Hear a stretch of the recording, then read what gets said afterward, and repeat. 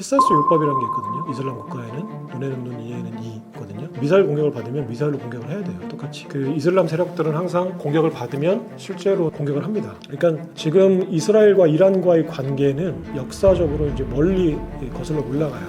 그러니까 이슬람 혁명 때부터 미국은 이란의 악마였어요. 이슬람 세력은 미국을 서방의 대악마로 설정을 해요. 그래서 반드시 제거해야 될 세력이에요, 미국은. 그러면 이스라엘은 미국의 지원을 받는 작은 악마예요. 이슬람 혁명의 세력들은 미국을 제거해야 될 세력. 그래서 반드시 제거를 해야 됩니다. 안녕하세요. 저는 경제 스토리텔러 김창익이라고 합니다. 최근에 비트코인의 시대라는 책을 내고 유튜브 청취자분들과 소통하고 있습니다. 일단 이스라엘 이란 전쟁이 중동전으로 이제 비화 살상됐고요. 이게 시작이 이제 6월 12일 날 이스라엘이 이란의 핵시설 그리고 이제 주요 인사들에 대한 이제 미사일 공격, 폭격으로 시작이 됐죠. 그리고 여기에 이제 호메이니 지도 아래 지금 키사스 율법이라는 게 있거든요. 이슬람 국가에는 키사스 율법이라는 게 쉽게 해서 함무라비 법전하고 똑같은 거예요. 그러니까 이에는 이, 눈에는 눈, 눈에는 눈, 이에는 이 있거든요. 미사일 공격을 받으면 미사일로 공격을 해야 돼요. 똑같이. 그러니까 이 키사스 율법을 어기면 이슬람의 어떤 지도자, 사상적 지도자의 자격이 없는 것과 마찬가지예요. 그래서 많은 이란이나 이슬람의 지도자들은 반격을 하는 신용을 하죠. 왜냐면 본격적인 반격을 하게 되면 이제 집중적인 타격을 또 받게 되고 이제 반격의 어떤 두려움이 있으니까 이슬람 세력들은 항상 공격을 받으면 실제로는 공격을 합니다. 반격을 합니다. 근데 이제 신용하는 경우가 많아요. 그래서 예전에도 핵시설이 공격을 받았을 때 미군 기지를 공격한다고 미리 타점을 알려주고 공격을 했었어요. 피하라는 얘기죠. 인명살상이나 이런 거 없이 그냥 미사일을 쐈어요. 그러니까 미국도 그걸 아니까 그냥 피했었고 이란이 이제 적극적으로 반격을 하지 않으니까 이제 전쟁이 비화되는 것에서 이제 벗어났었거든요. 그러니까 이번에도 호메이니 입장에서는 반격을 반드시 해야 돼요, 일단은. 근데 지금 반격의 수위가 예전보다는 강해졌어요. 그러니까 실제로 반격을 하는 거예요. 그러니까 방공망을 뚫고서 이제 실제로 피해를 주는 정도의 반격을 했죠. 그러면서 지금 사태가 비화돼서 이게 이제 중동전 또는 이제 어떤 세계대전으로 비화되는 어떤 상황까지도 이제 치닫고 있어요. 그러면 네타냐후가 그러면 이란을 왜 공격했을까? 6월 12일 날. 그러니까 6월 12일이라는 게 사실은 트럼프가 이란과 핵 협상을 이제 5차까지 마치고 15일 날 이제 6차 핵 협상을 하기로 했던 거예요. 오늘이죠, 그러니까. 현지 시간으로 하면 오늘이 16일이니까 아마 오늘일 거예요. 오늘이나 하기로 했었는데 사실 그걸 이제 못하게 됐죠. 사실상 무산됐죠. 이스라엘 공격으로. 그러니까 5차 핵 협상까지는 이제 트럼프와 네타냐후 간에 어떤 모종의 합의가 있었던 걸로 보여져요. 그러니까 내가 일단 핵 협상을 할 테니 기다려봐라. 그러니까 네타냐후는 나는 반드시 공격할게라는 거를 트럼프와 사전 교감이 있었던 것 같고요. 그러니까 트럼프가 일단 핵 협상으로 해결을 할게라고 자기가 협상을 할 테니 기다려라고 했을 것 같아요. 그럼 일단 5차 협상까지가 이제 정해진 협상 기한이었거든요. 그러니까 5차가 딱 되고 나니까 바로 공격을 한 거예요. 그러니까 이제 6차 협상은 번외적인 협상이었죠. 협상이 결렬된 상황이니까 이제 추가적인 협상을 했던 거니까 네타냐후와 트럼프 간에 약속이 있었다면 5차 협상까지는 한번 해보기로 약속이 있었다면 이제 트럼프 간의 약속을 지킨 상태에서 바로 공격을 한 거예요. 그럼 네타냐후와 트럼프 간에 이제 모종의 사전 합의가 있었다라는 게 거의 확실하죠. 추론할 수 있죠. 그러면 네타냐후는 왜 이란을 공격했고 트럼프는 왜 네타냐후의 공격을 방관하는 식으로 동조했을까? 이게 이제 가장 큰 관심사거든요. 그러니까 지금 이스라엘과 이란과의 관계는 역사적으로 이제 멀리 거슬러 올라가요. 그러니까 가깝게는 1979년에 이란의 이슬람 혁명이 있었죠. 그러니까 이슬람 혁명 때부터 미국은 이란의 악마였어요. 그레이트 세이튼이라고 해서 이슬람 세력은 미국을 서방의 그레이트 세이튼, 그러니까 대악마로 설정을 해요. 그래서 반드시 제거해야 될 세력이에요, 미국은. 그러면 이스라엘은 그레이트 세이튼인 미국의 지원을 받는 작은 악마예요. 지금 현재 이란의 눈에 보기에는. 그래서 헌법에 이스라엘을 제거해야 된다라고 명시가 돼 있어요. 그러니까 이슬람 근본주의자들, 현재 호메이니가 이끄는 이슬람 혁명의 세력들은 이슬람 혁명 수비대가 무력적으로 지지를 해주고 이란의 혁명 세력들, 그러니까 호메이니가 이끄는 이란의 혁명 세력들은 미국을 악마로 이제 제거해야 될 세력, 그리고 이스라엘을 미국의 꼬붕인 거예요. 작은 악마. 그리고 이제 근접해 있으니까 실질적으로는 이스라엘이 악마죠. 그래서 반드시 제거를 해야 됩니다. 근데 그럼 왜 이렇게 됐을까? 그러면 왜 이슬람은 사우디는 친미인데, 전략적인 친미인데, 수니파, 사우디는 친미인데 시아파 맹주인 이란이 왜 유독 반미가 됐을까? 사실은 이란이 훨씬 더 친서방적인 국가였어요. 근데 이게 왜 그러냐면 지금 중동의 지정학적인 그 가치는 석유에 있거든요. 근데 석유가 본격적으로 개발된 게 사실 얼마 안 돼요. 그러니까 산업혁명부터 20세기 그러니까 19세기 말까지는 석탄의 시대예요. 그러니까 18세기 말 산업혁명이 시작되고 100년이 지나 19세기 말까지는 석탄으로 증기기관을 돌려서 공장을 돌린 이제 산업혁명 일기의 시대거든요. 근데 1900년대 초반에 이제 세계적으로 유전 개발이 시작됐어요. 그러면서 이제 미국에는 엑슨모빌, 현재 엑슨모빌이라는 석유 회사가 있고요. 그리고 영국에는 현재 브리티시 페트롤리엄이라는 BP라는 이름의 석유 회사가 있었죠. 근데 이 석유 회사의 이름이 예전에는 브리티시 페트롤리엄이 아니었어요. 그러니까 이 석유 회사가 그러니까 앵글로 페르시아 석유회사, 뭐 제가 지금 정확한 기억은 안 나는데 그런 이름이었거든요. 그러니까 앵글로라는 거는 지금 앵글로 색슨족이라는 거는 당시에는 영국을 얘기하는 거예요. 지금은 이제 백인들을 통칭하는 것처럼 돼버렸지만 앵글로 색슨이라는 거는 영국 사람을 얘기하는 거거든요. 그러니까 앵글로 페르시아 석유회사라는 거는 그래서 이제 AP, 뭐 IC인가 뭐 이런 이름의 이제 석유회사가 있었어요, 영국에. 이 석유회사가 이제 중동에서 석유 개발을 시작하면서 1909년에 이란에서 유전을 개발해요. 그래서 이란에서 유전이 개발되니까 이제 이란 정부하고 계약을 맺고 석유를 파내기 시작하죠. 그래서 1925년부터 누구냐면 1925년이 어떤 해냐면은 팔레비 왕조라고 이란에 이제 왕조가 있었거든요. 팔레비 가문의 왕들. 근데 팔레비 왕조가 사우디하고 마찬가지예요. 그러니까 근대 들어서 현대 20세기 들어서 이제 중동에서 권력을 잡은 왕들은 하나의 가문에서 이제 계속 왕들이 나오는 거거든요. 그러니까 예전에 형제 상속이었어요. 그러니까 팔레비 왕조도 사실은 당시에 왕이 있었는데 쿠데타를 통해서 이제 왕권을 탈취한 이제 왕가였어요. 팔레비 왕조가.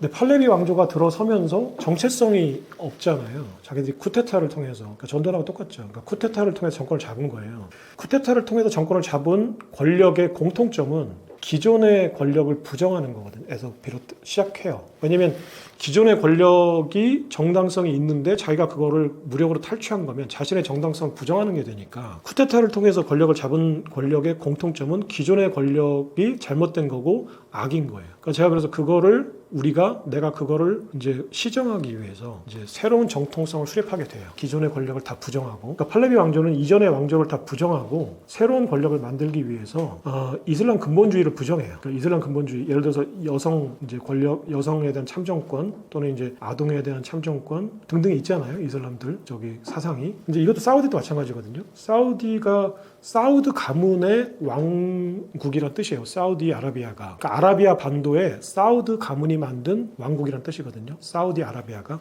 근데 이게 사우드 가문이 이제 사우디 아라비아에 있던 부족들 국가였거든요. 이 부족 국가를 사우드 가문이 무력으로 목을 베고 칼을 휘둘러서 권력을 잡아요. 그럼 정통성이 없잖아요. 그러니까 이 정통성을 다시 세우기 위해서 누가 들어오냐면 와하비즘이라는 게 들어와요. 그러니까 와하비즘이라는 게 뭐냐면 와하브라는 학문 가문이 있었어요. 학자 가문. 학자 가문에서 이슬람 근본주의의 어떤 철학을 만든 거예요. 그러니까 꾸란이 얘기해주는 이슬람 어떤 그 근본주의를 부정할 경우에는 목을 베도 좋다요. 쉽게 얘기해서. 그러니까 이슬람 근본주의의 어떤 철학을 가지고 이제 거기에 위배된다는 어떤 면분 아래 다 부족장들을 다 목을 베고 그 사우디아라비아를 통일한 가문이 사우드 가문이고 그게 사우디아라비아거든요. 그러니까 이란은 팔레비 가문이 이제 기존의 왕족을 물리치고 이제 쿠데타로 들어와요. 그러면 기존의 이제 이슬람 근본주의를 부정하고 서방 세계와 친해져서 경제 재건을 하려고 해요. 그래서 이제 그러면 석유 자원도 그러면 영국으로 넘기고 해서 이제 불평등 조약을 맺죠. 그래서 이제 당시에 이제 그 브리티시 페트롤리엄이 이란하고 맺은 조약이 상당히 불평등한 조약이었어요. 그러니까 석유 판매 수출 수익의 16%를 이제 이란 정부에 당시 회계장부를 감사할 수 있는 권한이 없었어요. 그러니까 회계장부를 조작해서 그냥 예를 들어 1,000억 달러 벌었는데도 우리 10억 달러 벌었어. 그러니까 그거에 16%를 주면 아무런 할 말이 없었어요. 그러니까 이제 그런 불평등이 만연하고 경제적인 이득을 영국이 다 가져가니까 당시 이슬람 근본주의자들은 정체성의 혼란을 느낀 거죠. 우리가 뭐지 도대체? 우리는 알라 신의 후손들이고 중동 아라비아 반도의 이제 그 왕족들인데 아니면 국민들인데 우리가 왜 그 서방 세계 날라온 그 영국 사람들한테 그 이란의 모든 자원을 넘기고 우리는 찍소리 못하는 거지? 이게 이제 불만들이 쌓여가니까 이 불만을 등에 업고 1953년에 그 당시에 어떤 총리가 이제 민주적으로 당선이 됩니다. 그 반대 세력들의 지지를 등에 업고, 아까 팔레비 왕조 그 반대 세력의 지지를 등에 업고, 그 총리가 50년인가 53년에 집권을 하고 나서 이제 다시 이슬람 근본주의를 회귀를 해요. 그래서 모든 석유 자원을 다 국유화를 시켜요. 그러면 이게 이제 BP의 입장에서 볼 때는 자신이 그 이란에 있는 석유 자원을 쪽쪽 빨아먹고 이제 착취를 했는데 그 총리가 하나가 바뀌면서 정권을 잡으면서 이제 불평등 조약이 다시 석유화 국유화되니까 이권을 찾을 수가 없는 거죠. 그러니까 이때 MI6라고 영국의 그 CIA죠. 그 MI6가 CIA한테 도움을 청해요. 저 총리를 몰아내자. 근데 그러면 CIA가 말했을 거 아니에요. 그러면 네가 나한테 뭐 해줄 건데? 우리가 왜 그 니네들의 석유 자원, 석유 패권을 지켜주기 위해서 왜 우리가 공작에 나서야 돼? 그때 이제 그러면 석유 이권을 미국에 나눠줄게. 라는 게 하나였고, 두 번째는 야 니네가 지금 그 이란 지금 총리를 몰아내지 않으면 이란이 공산화될 수 있어. 라는 논리였어요. 그러니까 미국이 개입하게 된 결정적인 계기가 브리티시 페트롤리움이 독점했던 석유 자원을 나눠줄게. 이권을 나눠줄게. 두 번째는 러시아하고 국경을 맞대고 있는 이란을 니네가 관리하지 않으면 이란이 공산화될 거야. 그러니까 1950년대는 잘 익히 알려져 있듯이 그 메카시즘 광풍이 미국에 불고 있을 때거든요. 그러니까 그 냉전의 시대에 그 러시아의 영향력이 중동으로 뻗친다는 거는 곧바로 동유럽을 지나서 서유럽까지 뻗친다는 얘기예요. 그럼 지금의 나토 이제 세력, 그 북유럽, 그러니까 서유럽의 그 우방 국가들이 이제 그때는 이제 2차 대전을 넘기고 지났을 때니까 이제 나치즘을 벗어나서 러시아의 어떤 전제주의, 공산주의 패권에 지배당할 수 있는 상황이라고 미국은 의식을 한 거예요. 그러니까 그때 MI6가 공작을 폈던 게 CIA한테 당시에 그 총리는 사실은 반공주의자였어요. 미국도 CIA도 그걸 알았죠. 근데 이제 그 러시아 국경하고 접해 있고 러시아가 계속 이란을 상대로 공작을 펴고 있다. 그래서 공산화 될 수 있다.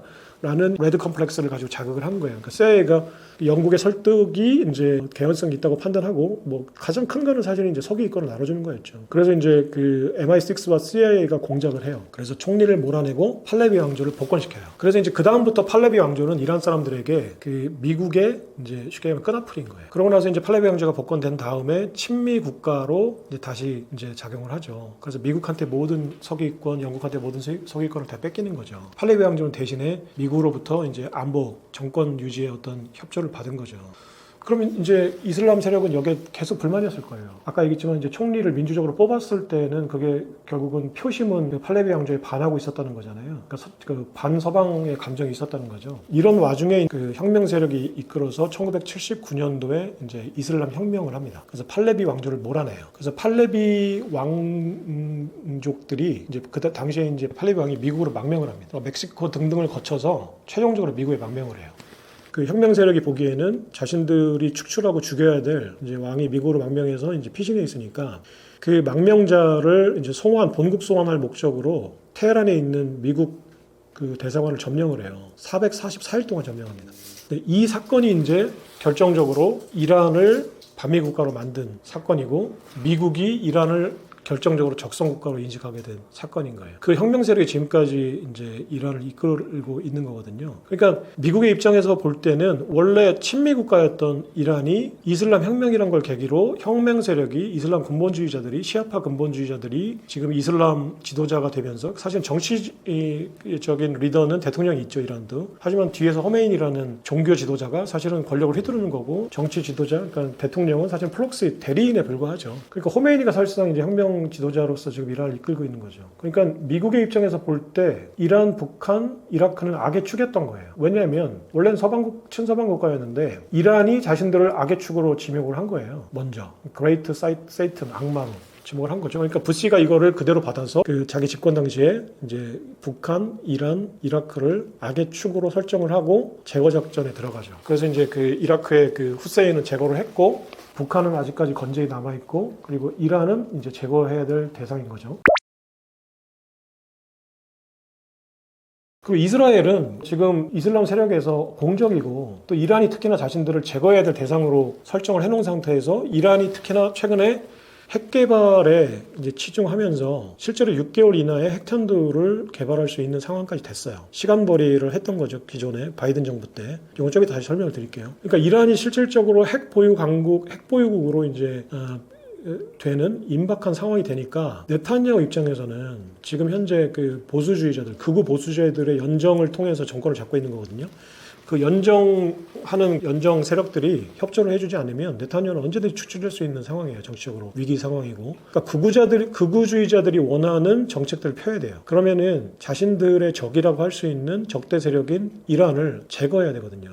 근데 이란이 지금 6개월 이내에 핵탄두를 개발할 수 있는 상황까지 되니까 어떻게든 그 핵탄두를 무력화시키고 지금 이란의 정권 교체를 해야 되는 상황인 거예요. 그럼 이런 상황에서 왜 지금이냐? 아까 얘기했듯이 바이든 정부 때 이란이 시간 벌기를 하면서 핵탄두 개발까지 간 거예요. 임박한 상황까지 간 거예요. 그러면은 바이든이 시간 벌기를 해줬다는 게 어떤 의미냐? 그게 좀 궁금하지 않으세요? 네. 바이든 때 왜 이란이 시간을 벌었다고 하는 거냐라는 거죠. 그러면 이란은 지금 1979년 이슬람 혁명 이후에 미국의 입장에서는 제거해야 될 세력인 거예요. 중동에서. 사우디아라비아라는 순위파 친미 국가가 전략적으로 남아있는 한 언제든지 제거해야 될 상황인데 그럼 어떻게 제거할 거냐의 문제가 있었어요.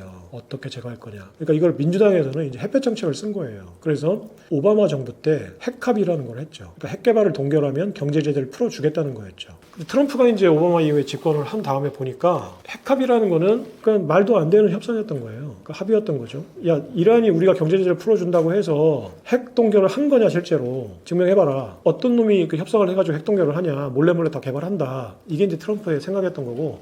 오바마의 핵합의는 쉽게 얘기해서 그 유럽이 원하는 상태였던 거예요. 그 중동 지역의 어떤 지정학적인 불안감과 그리고 이란의 석유가 절실하게 필요한 EU 국가들이 원했던. 그러니까 EU 국가들이 어떻게 보면 사실은 이제 EU 국가들은 당시엔 좌파 세력이었을 거고 그리고 이제 그거의 연장선상으로 트럼프의 눈에는 보이는 미국의 좌파 정당인 이제 민주당이 오바마가 그 요구사항들을 받아서 사실은 이란과 핵합의를 하고 이란의 경제 제재를 풀어주고 이란이 석유를 수출해서 이제 부강한 나라가 되면 핵을 개발할 필요가 없다라는 논리로 이란의 석유를 풀어줬죠. 그러면 당연히 이제 그 EU 국가들은 싼 가격에 보다 상대적으로 저렴한 가격에 석유를 살 수 있었던 거죠. 트럼프가 보기에 이거는 EU와 그 민주당한테 사기를 당한 거예요. 그래서 핵합의를 전면 부정해요. 네, 이거는 다 그 말도 안 되는 딜이고 이건 없는 일이야. 난 인정할 수 없어. 그래서 미국과 이란 간의 핵합의를 전면 부정하고 대신에 어떻게 하느냐? 그 핵 기술을 발본색원하지 않으면 너 그냥 아예 초토화시켜 버릴 거야. 그러니까 지도에서 없애버릴 거야라고 협박을 해요.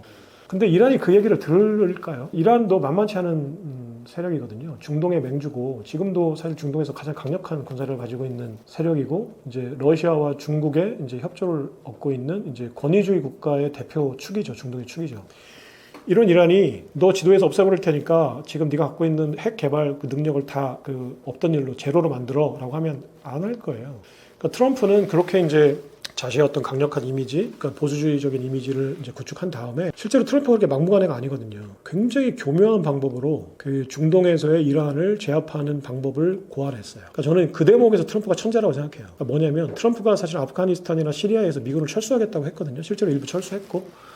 이제 그런 발언들을 트럼프가 할 때에는 호르무즈 해협에서의 어떤 항행의 자유, 그러니까 쉽게 해서 호르무즈 해협에 레이건 항공모함을 띄워서 유조선들이 이제 안전하게 드나들게끔 하는 게 트럼프는 그걸 왜 우리가 해주냐고 얘기를 하죠. 우리가 왜 항공모함, 그 비싼 항공모함을 띄워가지고 왜 그 대한민국 유조선을 안전하게 통행하게끔 해주는 거야? 말도 안 되잖아. 그러니까 대한민국 니네가 돈 내, 통행세 내. 그리고 시리아, 아프가니스탄 우리가 왜 미군 주둔시키면서 왜 우리가 여기서 싸우고 우리 젊은이들이 죽어 나가는데 우리가 미군 유지비용을 대야 돼? 니네가 유지비용 대. 우리 다 처벌을 할 거야. 이렇게 얘기를 했잖아요. 그럼 그 얘기만 들으면 이제 그래도 식자들, 좀 유식하다고 하는 사람들은 저도 그랬고, 제가 유식하다는 얘기가 아니라 저도 그때 이제 화폐전쟁을 막 공부하고 있을 때 이게 트럼프 또라이 아닌가? 이게 멍청한 거 아닌가? 사실은 호르무즈 해협에서의 그 항행의 자유가 사실은 페트로달러 패권을 지키는 비용인데 그러면 자기네들이 그 비용에 비해서 막대한 수익을 누리는 거잖아요. 그 달러 패권이라는 막대한 수익이 사실은 중동에서 미군이 항공모함을 띄우니까 발생하는 건데 그러면 이게 수익은 생각 안 하고 비용만 생각하는 건가? 얘는 정말 또라이인가? 멍청인가? 그리고 왜 이렇게 근시안적이지? 만약에 항행의 자유를 없앤다, 항공모함을 뺀다, 미군을 철수한다. 그 얘기인 즉슨 앞으로 석유가 안전하게 수송되지 않을 거고 그러면 석유를 사기 위해서 달러를 바꾸는 달러 패권이 유지가 되지 않을 건데 왜 이런 얘기를 하지? 라는 생각을 했어요. 쟤는 진짜 바보구나, 멍청이구나, 이디엇이구나, 슈퍼 이디엇이라고 생각했거든요. 근데 나중에 트럼프가 그 이후에 하는 행동들, 정책들을 가만히 보니까 천재였던 거예요. 제가 그때부터 이제 트럼프의 어떤 이면에 있는 정책들을 유심히 연구하기 시작했어요. 그러고 나서 이제 지금 그 비트코인의 시대라는 책까지 이제 트럼프 얘기가 이제 온 건데요. 얼마나 기가 막힌 정책을 쓰냐면 트럼프는 손자병법을 제가 보기엔 읽은 것 같아요. 저는 손자병법을 한 번도 완독을 해본 적은 없어요. 근데 손자병법이 싸우지 않고 이기는 거잖아요. 그러니까 쉽게 얘기해서 싸우지 않고 이길 수 있는 방법이 있으면 그게 최고의 병법인 거죠. 전쟁을 안 하고 내가 이긴다. 트럼프 군사력을 동원하지 않고 내가 군사력을 갖고 있다는 것만으로 전쟁을 안 하고 평화를 유지하는다는 생각이었어요. 그게 트럼프의 눈에는 가장 완벽한 딜인 거예요. 그러니까 트럼프의 딜의 대가로서 볼 때는, 그러니까 협상의 대가, 협상의 이제 예술로서 볼 때는 군사력을 쓰지 않고 내가 호르무즈 해협에서의 어떤 평화를 지키는 방법을 고안해낸 거예요.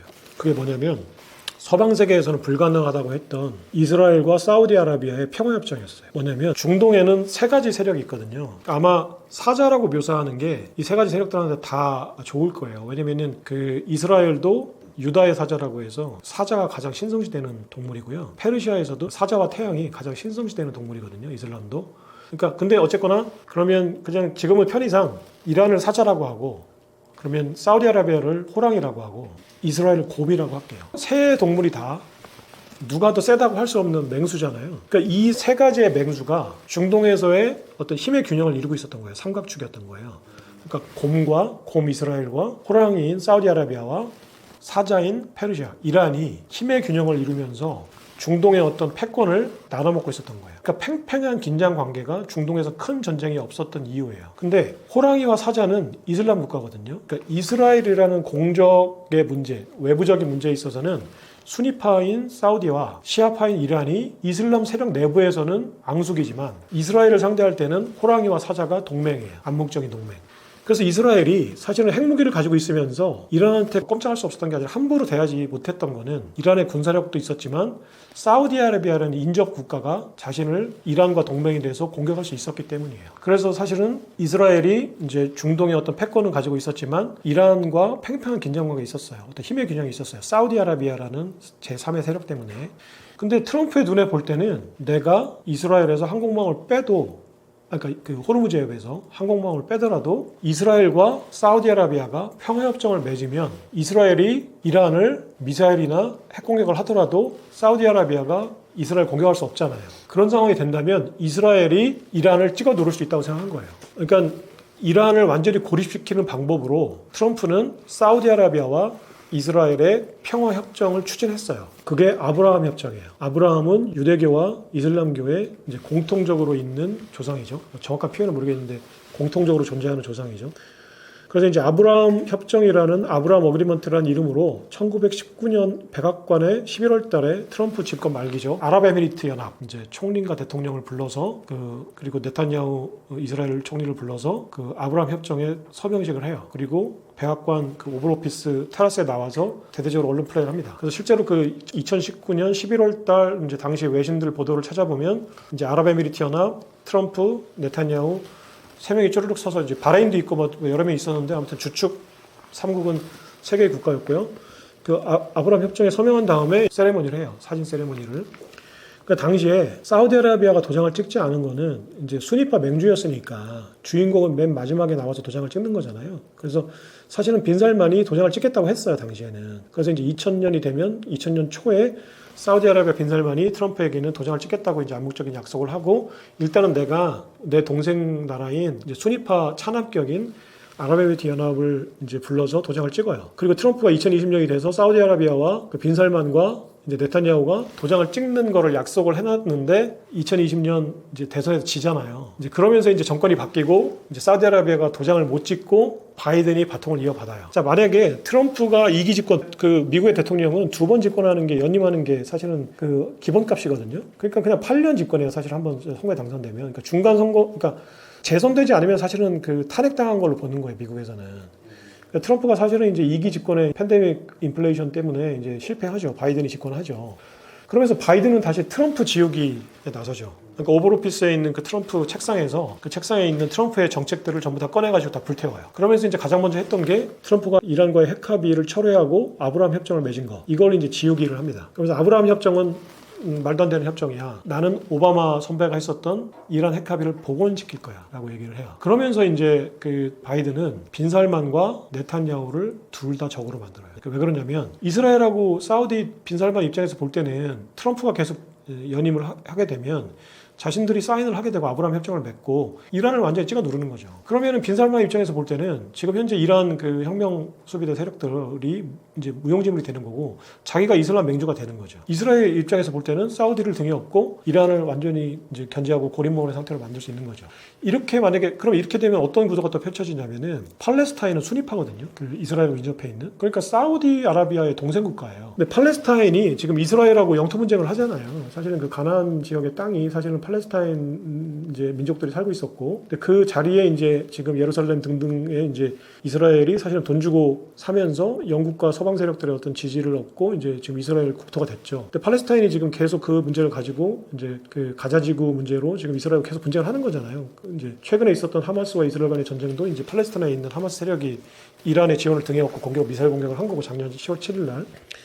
그러면 팔레스타인 문제가 어떻게 되냐, 이스라엘 입장에서는. 만약에 그 아브라함 협정이 맺어졌을 경우에 팔레스타인 수니파인데 수니파 맹주인 사우디아라비아가 이스라엘과 평협정을 맺으니까 팔레스타인하고 분쟁이 생겼을 경우에 사우디아라비아 빈살만이 팔레스타인 지원을 못해요. 그러니까 팔레스타인도 고립무원이 되는 거예요. 그러니까 이스라엘 입장에서는 자신의 적대 세력인 이란도 고립무원이 되는 거고, 자신하고 영토 분쟁을 계속하고 있는 팔레스타인도 고립무원이 되거든요. 그러면 이제 이 상황이 어떻게 되냐면 서방 세계, 미국이나 영국 또는 EU의 입장에서는 팔레스타인과 이란이 연맹을 맺을 수밖에 없어요. 자신들이 살기 위해서, 살아남기 위해서. 그럼 수니파 팔레스타인과 시아파 이란이 서로 지금 그 종교 정파는 다르지만 손을 잡을 수밖에 없거든요. 그러면은 팔레스타인을 공격하거나 이란을 공격할 수 있는 빌미가 돼요. 예전에 팔레스타인을 서방 세계가 공격하려면 명분이 없잖아요. 그냥 지금 가자지구 가지고 싸우고 있다는 사실만으로 미국이 팔레스타인을 공격하거나 하마스를 초토화시키겠다고 공격하면 명분이 약한데, 팔레스타인이 이란하고 손잡고 이란의 동맹이 돼요. 시아파는 아니지만. 그러면 악의 축으로 설정을 해서 팔레스타인 제거할 수 있죠.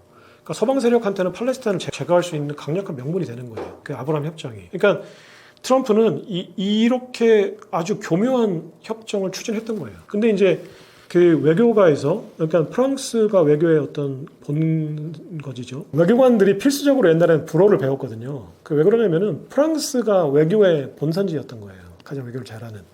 그러니까 프랑스나 영국이나 옛날 그 정통 그 EU 국가들, 그러니까 정통 EU 국가들은 이제 고전적인 그 EU 유럽의 패권 국가들은 자신들이 아무리 해봐도 이슬람 국가와 유대 국가 간의 어떤 동맹이나 외교 관계는 그 외교 관계를 정상화시키는 건 불가능하다. 우리가 다 해봤다. 미국이 트럼프가 그런 얘기를 딱 했을 때 프랑스 외교관이나 이제 가디언지나 프랑스의 르몽드지에서 사설로 뭐라고 했냐면은 불가능에 도전한다 했어요. 트럼프 웃기지 마라. 우리가 다 해봤다. 70년 전에 다 해보고 이집트하고도 해보고 다 해봤다. 안 되더라. 걔네들은 외교로 설득되는 애들이 아니야. 걔네들은 그냥 그 알라신과 신들의 나라야. 걔네들 네 말 안 들을 거야 그랬어요. 트럼프가 강력하게 추진했거든요. 트럼프가 실제로 그런 발언은 안 했지만 트럼프가 그 이후에 네탄야후를 이제 자기 편으로 만들고 빈살만을 자기 편으로 만드는 방법을 보면 트럼프는 속으로 이렇게 생각했을 것 같아요. 이건 그냥 이제 트럼프의 속을 그냥 한번 유추해 본 건데, 무슨 종교 문제야, 무슨 신의 문제야, 무슨 사상의 문제고 이념의 문제야, 쓸데없는 얘기 하지 마. 다 돈 문제야. 다 그렇게 포장은 하지. 종교 지도자들이 나와서 우리는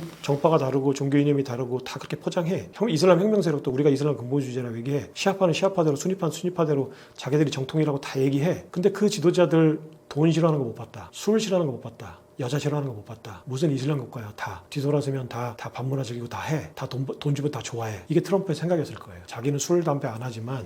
그래서 실제로 네탄야후를 어떻게 설득하냐면 1916년 대선 끝나고 1917년 집권하자마자 텔아비브에 있는 미국 대사관을 예루살렘으로 옮겨요. 그러니까 실질적인 수도는 예루살렘인데 실제 그 모든 서방 세계가 대사관을 텔아비브에 뒀죠. 왜냐면은 가자지구 인접해 있는 그 팔레스타인을 자극하지 않기 위해서 그랬어요. 외교적으로. 그러니까 가장 안전한 방법으로 텔아비브에 외교 공간을 뒀는데, 대사관을 뒀는데, 트럼프는 다 필요 없는 짓이고 무조건 예루살렘을 옮겨. 그래서 그 예루살렘을 실질적인 이스라엘의 수도로 공식적으로 처음 인정해 준 거예요. 실질적으로. 예루살렘이 이스라엘 수도지만 서방 세계가 다 텔아비브에 대상을 뒀으니까 텔아비브가 실제로 수도라는 얘기잖아요. 암묵적으로 인정 안 한 거죠. 하지만 그 트럼프가 실적으로 이제 그 에이펙이라고 하는 이스라엘 커뮤니티 어떤 후원도 많이 받았고, 결정적인 후원자가 어떤 부부가 있는데 그 부부들의 어떤 입김이 많이 작용했어요. 그리고 사위인 그 쿠셔너 그 가문도 있었죠. 그 이제 유대인들이죠. 그러니까 이제 그런 쪽의 어떤 그 후원 세력과 그리고 코치를 들었을 거예요. 쿠셔너의 코치를, 이제 네탄야후를 구워 삶는 방법을. 그래서 예루살렘으로 대사관을 옮깁니다. 그러면서 네타냐후가 강력한 트럼프의 지지자로 돌아서요. 그 터프가이도. 그 네타냐후 자기 편을 만들었죠. 빈살만은 당근과 채찍을 동시에 줘요. 빈살만한테 첫 번째를 뭐라고 했냐면 지금 연도는 정확하게 기억 안 나는데 자말 카슈크지라는 워싱턴 포스트 칼럼니스트가 있었어요. 자말 카슈크지는 와하브 가문의 후손이에요. 그러니까 사우디아라비아는 사우드 가문이 정치 권력을 잡고 있고 와하브 가문이 사상적인 지도자 가문이에요. 그래서 무시 못하는, 그러니까 이란으로 따지면 호메이니 가문이죠. 그러니까 이슬람 근본주의자 사상적 지도자인 호메이니가 권력을 잡고 있잖아요, 실질적으로. 근데 사우디아라비아는 왕족인 사우드 가문이 정치 권력은 꽉 잡고 있지만 사상적인 지도자 층은, 그러니까 학자 가문, 사상적 지도자, 종교 학자 가문인 와하브 가문이 있는데, 와하브 가문의 후손인 자말 카슈크지가 이제 빈살만이 쿠데타를 통해서 형제들을 다 감금하고 쿠데타를 통해서 집권했잖아요. 이제 왕세자로. 실정에 집권을 한 다음에 미국으로 망명을 해요. 그래서 미국에서 워싱턴 포스트 칼럼니스트로 이제 와하브 가문을 옹호하고 사우드 가문의 빈살만을 부정하는, 빈살만은 쉽게 해서 짝퉁이다. 와하브 가문의 어떤 와하비즘이라고 해서 사우디아라비아의 어떤 국가를 지탱해주는 사상이 있는데, 우리나라로 따지면 단군 사상, 또 홍해인간 사상 같은 사상이에요.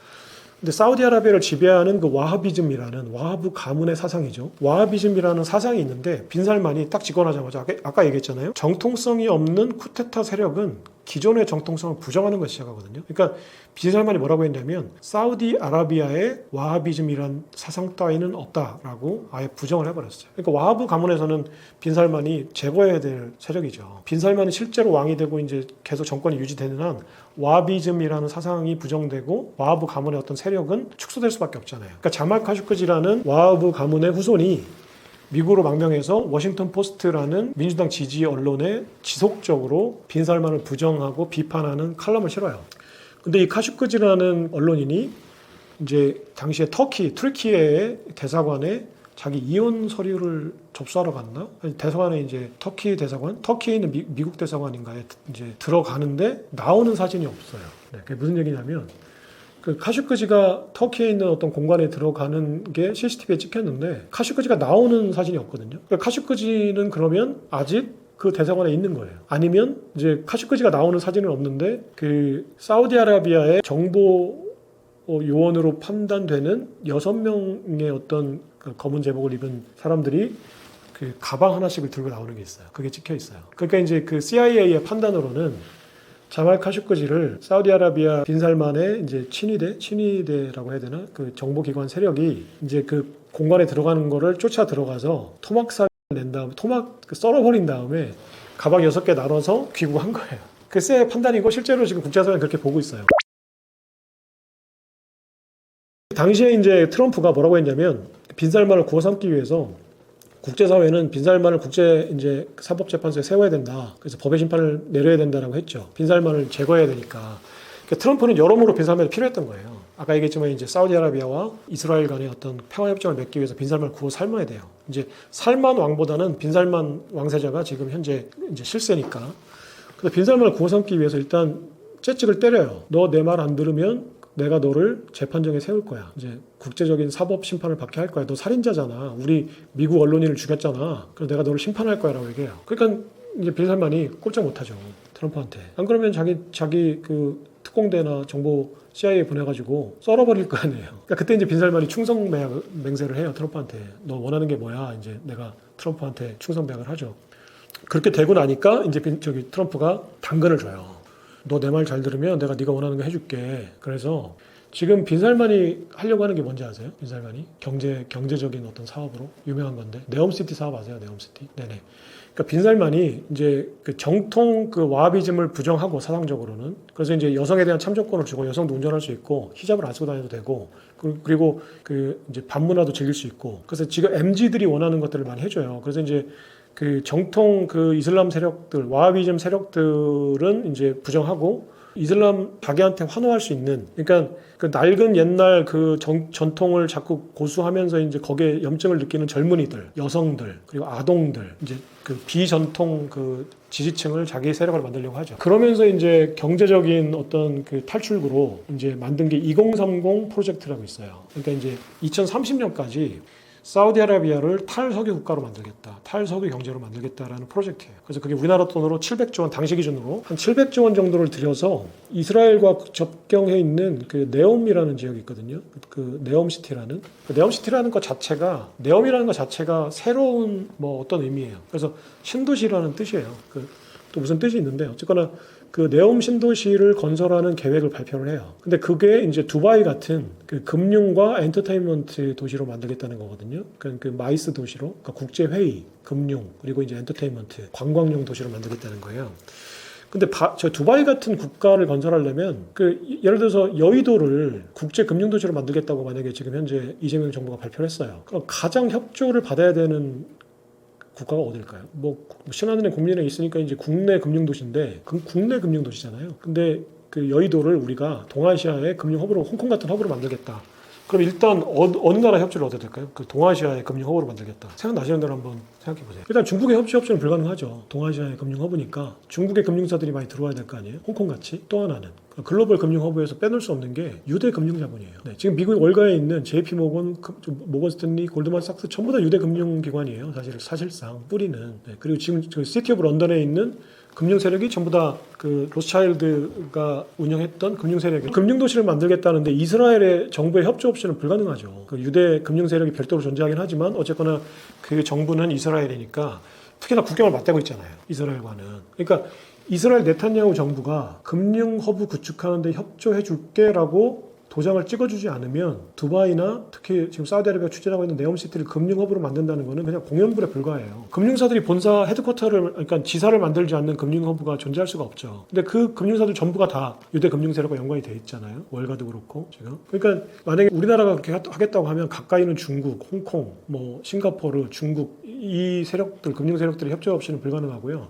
중동에다가 금융 허브를 만들겠다는 것은 이스라엘의 협조 없이는, 그럼 안보 협조 없이 또 금융 어떤 그 사들의 어떤 협조 없이 금융 세력들의 협조 없이는 불가능하죠. 그러니까 빈살만에게 당근을 준 건 뭐냐면 네탄야후와 손잡게 했어요. 그래서 네탄야후를 네가 잘 구워 삶아야 유대 금융 세력들이 지사를 만들고 네가 만들 수 있는 금융 허브를 만들 수 있고, 또 600조 원 규모, 700조 원 규모의 대형 프로젝트를 운영하려면 프로젝트 파이낸싱이 필요해요. 그러니까 그러면은 실질적으로 그 시공 과정에서도 시공비를 마련하는데도 파이낸싱이 필요하니까 여러 가지 면에서 네가 네탄야후와 손을 잡는 게 좋아. 그래서 마크 폼페이오 국무장관을 이제 네옴시티로 보내요. 그때 이제 마크 폼페이오 국무장관이 네옴시티에 갔을 때 총리, 그러니까 각국 정상들의 헬기를 추적하는 앱이 있더라고요. 당시 보도로는 그 헬기를 수적하는 그 앱에 네탄야후 총리의 헬기가, 그러니까 에어포스, 그러니까 미국 따지면 에어포스 1이 네옴시티로 갔다라는 그 SNS 상의 정보가 있었어요. 그래서 그거를 미국의 언론이 보도를 했었어요. 네탄야후가 폼페이오가 있는, 지금 폼페이오가 빈살만이 만나고 있는 이제 네옴시티로 헬기를 타고 날아갔다. 그 얘기는 뭐냐면 폼페이오가 그 트럼프의 특사로 네옴시티로 가서 빈살만과 네탄야후의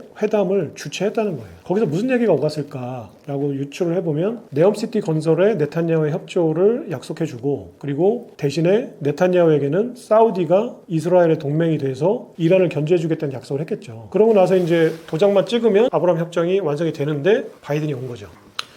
바이든이 이렇게 온 상태에서 바이든이 계속 이제 트럼프 지우기를 위해서 나는 아브라함 협정은 없는 거고 핵합의로 복귀하겠다고 했어요. 근데 만약에 트럼프가 아브라함 협정을 취재하지 않았다면 그냥 바이든의 어떤 그 오바마의 핵합의나 바이든의 어떤 그런 약속들이 크게 자극시키지 않았을 거예요. 이스라엘과 사우디아라비아를. 근데 트럼프가 완전히 그 구도를, 그러니까 빈살만과 네탄야후 간의 어떤 동맹 관계로 다 구축을 해놓고 도장만 찍으면 되는 상황인데, 그럼 팔레스타인과 이란 문제를 그냥 일시에 해결할 수 있는데 갑자기 바이든이 그걸 다시 과거로 다 되돌리겠다고 하니까 차라리 고기를 안 주면 모를까 고기를 준 다음에 뺏는 거잖아요, 미국이. 그러니까 더 화가 나죠. 사실은 원상복구 하는 건데 내가 매일 하루에 8시간씩 일하다가 갑자기 회사에서 야, 생산성이 좋아졌으니까 너는 앞으로 하루에 5시간만 일해, 이러면 차라리 그 말 안 하고 매일 8시간씩 일하면 일할 거야, 대부분 사람들이. 근데 너는 앞으로 5시간만 일해 그랬다가 갑자기 일주일 뒤에 야, 이거 상황이 안 되니까 너 다시 8시간 일해 그러면 일주일 전하고 똑같은 건데 엄청 화가 나겠죠. 회사를 그만두고 싶을 거예요. 막 죽여버리고 싶을 거예요. 근데 네탄야후하고 빈살만 입장에서는 그런 거예요. 갑자기 바이든이 트럼프 이전의 체제로 돌아가겠다고 하니까 팔레스타인과 이란을 완전히 제압할 수 있었다가 갑자기 핵합의 상태로 돌아가면 이거 뭐야, 이거 줬다 뺏는 거야? 그러니까 빈살만과 그 네탄야후가 엄청 화가 났어요. 그러면서 바이든의 정책에 전혀 협조를 하지 않아요. 이 공백을 치고 들어온 게 시진핑이었어요. 시진핑이 아브라함 협정하고 똑같은 반대 협정을 맺게 해요. 사우디아라비아를 구워 삶아서, 이란을 구워 삶아서. 뭐냐면 이스라엘과 사우디아라비아를 동맹으로 맺으려고 했던 게 트럼프라면 시진핑이 이거 트럼프가 다시 복귀했으니까 트럼프가 다시 복귀하면 또 이렇게 될 텐데, 그럼 이란이 고립되고 친윤 국가, 친러시아 국가가 고립되는 거거든요. 권위주의 국가가. 그럼 자신들의 동맹이 없어지는 거예요. 이 지도상에서. 그러니까 러시아하고 시진핑은 트럼프가 없는 바이든 정부가, 바이든이 헛발질을 하고 있을 때, 이게 헛발질이라는 건 지금 현재 그 중동 정세로만 봤을 때 얘기하는 거예요. 제가 무슨 친민주당, 공화당 이런 게 아니라 트럼프의 입장이나 이제 중동 원했던 이제 사우디나 네타냐후 입장에서 볼 때는 바이든이 막 헛방질 하는 거야. 시진핑 입장에서도 바이든이 너무 고맙게도 막 똥볼을 막 차고 있는 거죠. 그러니까 이 상태를 역이용해서 시진핑이 바로 이란을 구워 삶고 사우디아라비아를 구워 삶아요. 이란을 구워 삶은 거는 아마 군사 안보 면에서 아마 구워 삶았을 거예요. 친중 국가고 친러시아 국가니까 네가 위기 시에는 러시아와 중국이 협조를 해줄 거야라는 약속을 했을 거고, 이제 사우디아라비아한테는 어떤 걸로 이제 시진핑이 접근을 하냐면, 석유 시장의 VIP 고객이 미국이 아니라 지금 중국이잖아요. 원래 미국이 사우디아라비아의 이제 수입 1위 국가였거든요. 근데 세일 오일이 미국이 개발하게 되면서 미국이 이제 세일 오일 석유를 양산을 하게 되니까 미국이 석유 자립을 해요. 그래서 지금은 이제 미국이 수입량보다 수출량이 훨씬 많아요. 옛날엔 여러 가지 전략적인 이유로 미국이 석유 자원을 개발하지 않다가 캐내지 않다가 지금은 캐내거든요. 그러면서 사우디아라비아 석유를 덜 사주는 거예요, 옛날보다. 지금 사우디아라비아가 판매하는 석유에 중국이 사주는 게 하루에 1,000만 배럴이에요. 그러니까 전 세계 석유 수요가 하루에 1억 배럴인데 그 10%를 중국이 사우디아라비아로부터 수입해요. 중국은 하루에 1,500만 배럴을 소비하는데 그중에 1,000만 배럴을 사우디아라비아나 중동 국가 또는 베네수엘라로부터 수입을 하거든요. 사우디아라비아도 제일 많이 수입해요. 그러니까 지금은 시진핑이 이제 VIP 티켓을 가진, 멤버십을 가진 국가죠. 그러니까 빈살만하고 시진핑은 호시탐탐 석유를 달러가 아니라 이제 위안화로 결제하는 거에 대한 논의를 계속해요. 근데 이제 그거는 미국한테 참수를 당하는 시도거든요. 실제로 후세인이 그래서 참수를 당했고, 또 베네수엘라가 그래서 경제가 완전히 미국의 제재로 완전히 망가졌고, 지금 어쨌거나 달러 결제를 다른 화폐로 하겠다라는 어떤 선언은 내 목을 배주세요라는 말과 똑같거든요. 그러니까 공식적으로 그렇게 하지 않죠. 그리고 아직까지는 사우디가 전략적으로 필요하기 때문에 사우디가 그런 시도를 해도 그냥 어르고 달래죠. 그래서 실제로 사우디아라비아 빈살만이 사우디아라비아 석유를 유조선이 아니라 파키스탄 과다르 항구를 통해서, 파키스탄이 딱 호르무즈 해협하고 중국하고 이어지는 척추같이 딱 이어진 디스크처럼 딱 중간에 있거든요. 그러니까 파키스탄만 딱 경유하는 석유관을 만들면 중국의 서부 국경까지 그냥 석유관으로 석유를 실어나갈 수 있어요. 그러니까 보낼 수 있어요, 사우디아라비아에서. 그러니까 7천억 달러 들여가지고 빈살만이 이제 파이낸싱을 자기가 해서 중국의 석유공사와 아람코가 합작사를 중국의 상하이에 만들고, 중국이 이제 과다르 항구를 파키스탄을 통해서 중국의 육상 석유관을 건설하는 사업을 프로젝트를 발표했었어요. 이것도 미국의 협박으로 빈살만이 유야무야 이 프로젝트를 취소하죠. 어떻게 이제 공작을 했는지 모르지만 실제로 파키스탄 과다르 항구도 빈살만이 방문하고, 이어서 시진핑을 베이징까지 방문하면서 자기가 7천억 달러를 투자해서 석유관을 건설하겠다는 사업 구상을 발표했었어요. 근데 트럼프가 이제 또 으름장을 놓으면서 이제 유야무야 했었죠. 자, 그러니까 이란의 입장에서는 이제 빈살만하고 네타냐후가 도장을 않고 2020년부터 2023년까지 보냈던 이 시간, 바이든이 이란 핵 합의를 재개하겠다고 하면서 이러지도 못하고 저러지도 못한 상황. 그러니까 빈살만과 네타냐후의 반발로 적극적으로 이란 핵 합의를 추진하지도 못했고, 그렇다고 해서 트럼프의 어떤 아브라함 협정을 복귀해서 도장을 찍어지도 못했어요. 트럼프의 아브라함 협정은 색깔 지우기를 했었고, 그렇다고 해서 오바마의 핵 합의도 도장을 찍어주지 못했던 우유부단한 상황으로 3년 시간을 벌어준 거예요, 이란한테. 이란이 3년 시간을 벌어준 사이에 이란 입장에서는 만약에 트럼프가 재집권을 하거나 아니면 그러니까 바이든이 트럼프의 정책을 이어서 네타냐후와 빈살만이 반발하니까, 그러면 아브라함 협정 체제로 다시 이름을 바꾸더라도 돌아가게 되면 이란은 자기가 제거되는 거거든요. 사실상 완전히 무력화되는 거잖아요. 그러니까 이란은 트럼프가 재집권하기 전이나 아니면 바이든이 시간을 벌어주고 있을 그때, 그리고 시진핑이 또 사우디아라비아와 자기를 연결해준 동맹을 맺었거든요. 시진핑의 중재로. 그러니까 반대 상황이 된 거야. 이스라엘이 고립되고 사우디와 이란이 동맹을 맺고, 그리고 어정쩡한 이 상황 3년이라는 시간 동안 북한으로부터 군사적 지원을 받고, 실제로 이번에 하마스가 작년 10월 7일 날 이스라엘 공격할 때 북한의 어떤 협조가 상당히 있었다고 해요. 무기나 실제로 미사일 기술이나 여러 가지 협조를 이란을 통해서 하마스로 전달을 했다고 해요. 여러 가지 정보나 이제 무기를. 그러니까 하마스를 이제 재정비해서 국경을 가자 지구에 있는 하마스 반서방 세력, 반이스라엘 세력을, 무장 단체를 지원해서 하마스가 실제로 이스라엘의 미사일 공격을 하게끔 자극한, 배후 조종한 게 이란이라고 보는 거죠. 그러니까 10월 7일에 미사일 발사는 이란의 대리 세력인 프록시인 하마스가 공격을 했던 거고요. 이게 서방 세계가 사실 원했던 거예요. 트럼프나 이스라엘이. 그 아이언돔을 일단 방어를 한 다음에 빌미를 줬잖아요. 이란을 제거할 수 있는. 그러니까 이란도 양보할 수 없는 상황이 됐던 거고 이스라엘도 양보할 수 없는 상황이 됐던 거죠. 근데 이런 상황에서 이제 트럼프가 재집권을 했어요. 그러고 나서 트럼프는 아브라함 협정을 복원시키려고 다시 이제 서랍을 열어서 서류들을 쫙 검토해 보니까 아브라함 협정으로 되돌아가는 건 이제 불가능해진 거예요. 왜냐하면 이미 하마스가 이스라엘 공격했어요. 전쟁이 이미 났죠. 그러니까 사우디아라비아 빈살만이 팔레스타인 지원 선언을 했어요. 왜냐하면 그렇게 하지 않으면 쪽팔린 거예요. 이슬람의 맹주 국가인데 내가 더군다나 수니파 맹주인데 수니파 동생인 팔레스타인이 지금 이스라엘과 교전을 펼치고 있어요. 근데 여기에 빈살만이 옛날에 아브라함 협정의 어떤 추억으로 이스라엘을 지지한다거나 또 팔레스타인을 지원하지 않는다거나 하는 어떤 액션을 취하거나 발언을 하게 되면 완전히 이슬람 세력에서는 왕따가 되는 거죠. 그걸 이란이 원할 테고. 그러니까 빈살만은 어쩔 수 없이 책임감에 또는 어떤 그 명예 때문에 팔레스타인 지원 선언을 했거든요.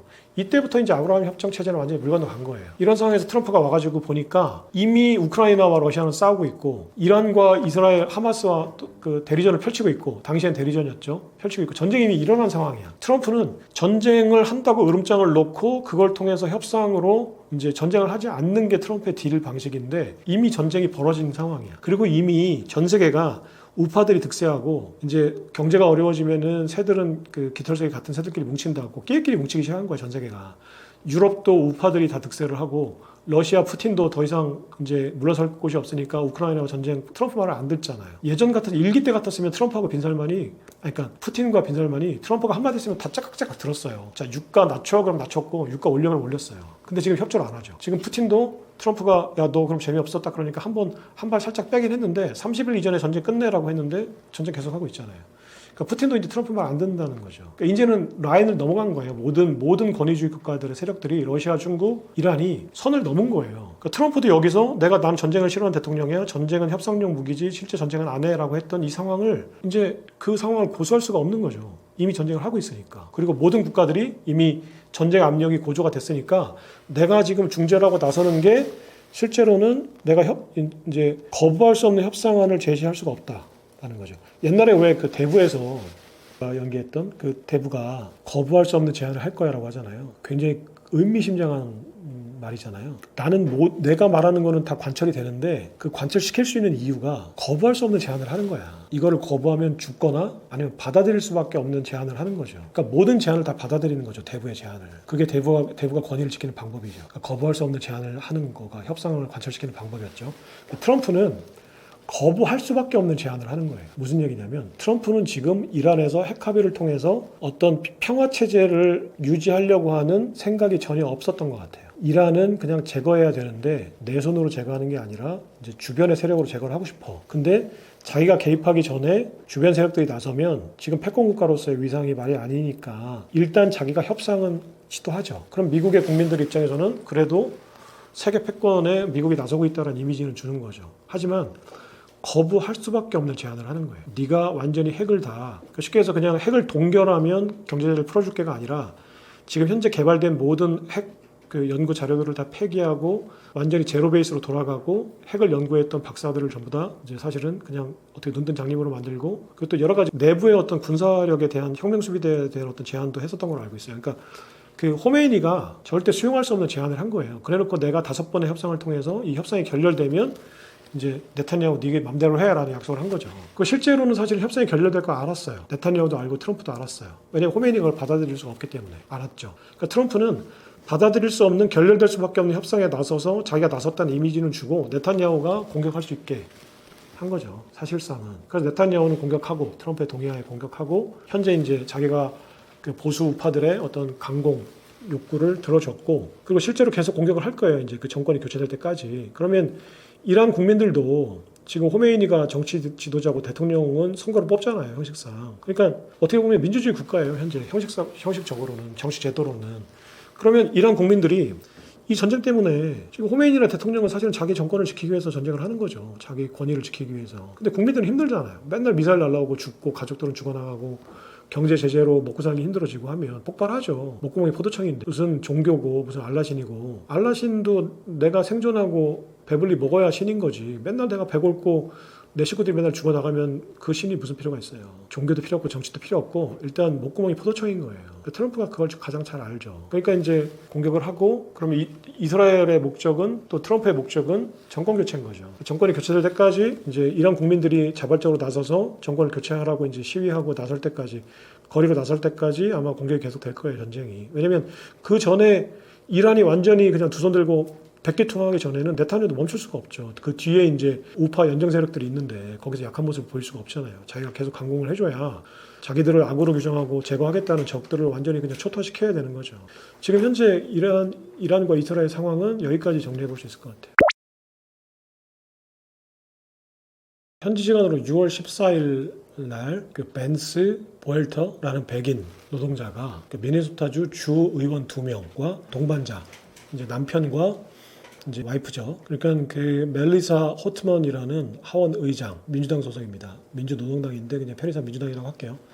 민주당 소속의 이제 의원 2명, 그리고 그 반려자인 이제 남편과 아내를 총기로 난사했어요. 그래서 그 멜리사 홀트먼 그 하원 의장의 부부는 즉 현장에서 즉사를 하고, 호프먼 상원 의원의 이제 와이프와 존 호프먼은 지금 중상을 입고 병원에서 치료 중이라고 합니다. 그 벤스 보엘터라는 테러리스트는 지금 현재 미네소타 주 경찰이 사상 최대의 진압 작전이었다고 해요. 그 테러리스트에 대한, 총기 난사자에 대한. 그러니까 미네소타주 미국 역사상 최대의 경찰 병력이 동원된 상태로 다음 날인 이제 15일 날 이제 진압을 해서 체포를 했고요. 지금 2급 살인 중범죄자로 기소가 된 상태입니다. 그리고 아직까지는 이제 정보가 이제 부족하긴 한데 여러 가지 정황상 계획 범죄라고 알려져 있고, 아직까지는 단독 범행으로 추측하고 있습니다. 경찰 당국에서는 발표한 것만, 보도 내용만 보면.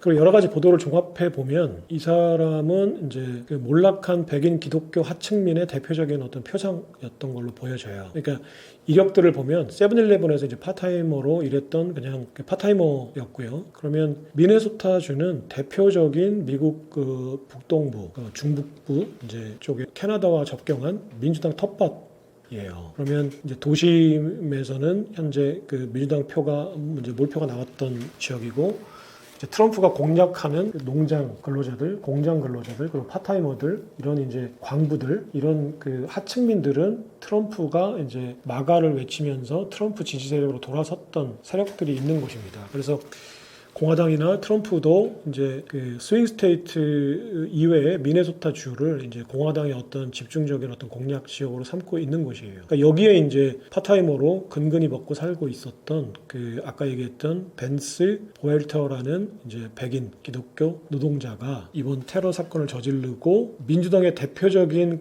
이제 정책들인 필시주의, 그러니까 정치적 올바름주의 또는 이제 다양성, 포용성, 형평성 DEI라고 하는 이념 아래에서 민주당의 대표적인 정책들, 예를 들면 낙태 찬성, 낙태 승인 정책, 미네소타주가 낙태를 승인하는 주인데 대표적으로 이제 그 하원 의장이었던 그 아까 얘기했던 홀트먼 의장이 대표적으로 이제 이끌었던 정책이라고 합니다. 그리고 호프먼이라는 상원 의원은 이제 미네소타주의 그 민주당의 어떤 그 메디케어라든지 복지 정책들을 주도했던, 그러니까 복지 정책을 주도했던 상원 의원, 그리고 이제 그 낙태 이제 찬성이라든지 그러니까 기독교 정통, 기독교 이제 신자들의 어떤 종교에 반하는 정책들을 대표적인 민주당 소속의 이제 의원들이었어요. 그러니까 그리고 이 테러리스트가 이번 총격 사건을 상당히 오래전부터 계획했다는 거는 경찰 차량으로 개조를 한 차량을 타고, 그리고 경찰 제복을 입고 있었다고 해요. 그러니까 사전에 굉장히 철저하게 준비를 했던 거죠. 차량을 개조할 정도면. 그리고 그 당시에 타고 있던 차량에서는 여러 가지 이제 그 우파 그 세력들이 주장하는 여러 가지 정황들이 발견됐다고 하는데, 그 테러리스트들이나 어떤 혁명 세력이 이제 발표하는 성명서가 있죠. 이거 매니페스토라고 하는데, 차량에서 그 혁명 세력이나 그 테러리스트들이 자신의 어떤 입장을 밝히는 성명서가 발견이 됐어요. 여기에 그 민주당이 민주당 세력들이 이제 계속 그 딥스테이트로서 이제 미국 곳곳에서 미국을 타락시키고 있다, 썩어가게 만들고 있다, 부패하게 하고 있다라는 주장이 있었고요. 그리고 그 경찰 당국의 어떤 발표에 의하면 이제 어떤 배우나 특정할 만한 배우 세력은 없는 것으로 아직까지는 판단하고 있는데, 이 사람이 이제 어떤 정신질환이나 이제 이런 정황이 있고, 또 하나는 그 극우 사이비 어떤 단체들, 그러니까 텔레그램이나 이제 4chan 같은 극우 세력들의 어떤 그 SNS 어떤 커뮤니티 이런 거에서 이제 정보를 주고받은 이제 이력들이 있다고 합니다. 그 대표적인 게 그 QAnon이라는 그 극우 트럼프 열렬 지지 종교단체 같은 세력들이 있어요. 그러니까 QAnon이라는 이 세력은 Q라는 알파벳 Q와 그다음에 Anonymous라는 익명이라는 뜻의 Anonymous라는 이제 언언 이 합쳐진 말이에요. 그래서 QAnon이라는 거는 Q를 추종하는 익명의 추종자들을 말하는 어떤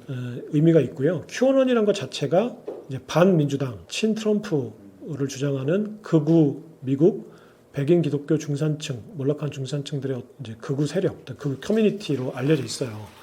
그러니까 이 QAnon이라는 게 언제 기원이 됐냐면 2016년 이제 힐러리를 하고 이제 대선에서 맞붙고 승리를 한 다음에 2017년에 자신은 그 극비 문서에 접근할 수 있는 미국 행정부 내 고급 관료다. 나는 민주당의 힐러리, 그리고 오바마, 그리고 클린턴, 그리고 민주당의 지원을 받는 유대 헐리우드 영화 자본들이 워싱턴 DC에 있는 모 피자 가게 밑에 아지트를 차려놓고 거기서 사탄을 숭배하고 피해 의식을 치르고 아동을 성착취하고 있다. 나는 그것을 알고 있고 트럼프가 이들을 무찌르고 있다 라고 SNS에 올려요. 네. 진실 여부를 떠나서 정상적인 일반인들이 들으면 말도 안 되는 영화에서나 나오는 어떤 음모론적인 영화에서 나오는 주장을 한 거죠. 실제 진실 여부는 아무도 모르겠죠. 하지만 그냥 정상적인 일반적인 시민들이 들으면 말도 안 되는 소리죠. 근데 이 주장이 굉장히 강력한 지지를 받게 돼요. 아까 얘기했던 그 어네니머스, 그 익명의 어떤 힘으로 굉장히 강력한 지지를 받게 되면서 이제 극우 성향의 트럼프 지지 가장 강력한 지지층으로 결속을 하게 됩니다. 그래서 유튜브나 구글이나 여러 가지 이제 그 SNS 커뮤니티에서 그 이 QAnon이라는 어떤 그 계정을 삭제를 해요. 근데 이제 텔레그램이나 그 트루스 소셜이라고 이제 그 트럼프가 운영하는 커뮤니티가 있잖아요. 그 SNS가 있죠. 여기서는 아직까지 유지가 되고 있어요. 텔레그램은 뭐 당연히 그런 걸 지향하니까 어떤 그 통신의 비밀 자유 이런 것들을 지향하니까 이제 QAnon이라는 어떤 SNS 계정을 유지시켜 주는 게 자신들의 정체성에 맞죠. 트럼프 트루스 소셜은 당연히 자신의 지지 세력이니까 뭐 당연히 이제 지금 유지를 시켜주고 있는 거고요.